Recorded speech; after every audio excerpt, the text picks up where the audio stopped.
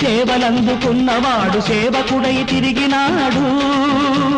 చెరువుగట్టు స్నానాలు, చెట్టు కింద శయనాలు, అర్ధాకలి భోజనాలు, అంతులేని పయనాలు, సాగించను ప్రచారాన్ని అహోరాత్రము, సాధించను ఆంధ్ర రాష్ట్ర సారథిత్వము.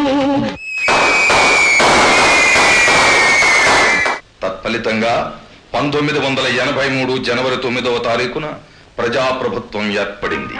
ప్రజా శ్రేయస్సుకై ఎన్నో సంక్షేమ అభివృద్ధి పథకాలను చేపట్టి 2 రూపాయలకే కిలో బియ్యాన్ని అందించి అన్నార్తుల అర్థాకలి బాధలు తీర్చారు.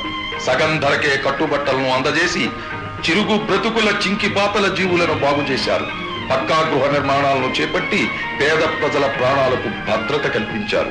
ప్రతి కార్యకర్త ప్రజల మన్ననలు పొందాలి అని ప్రణాళిక రచన చేశాడు. అడుగడుగో మన తారక జనతారక నవతారక ధ్రువతారక రాముడు, ఘన కార్మిక ప్రియ కర్షక శ్రామికులకు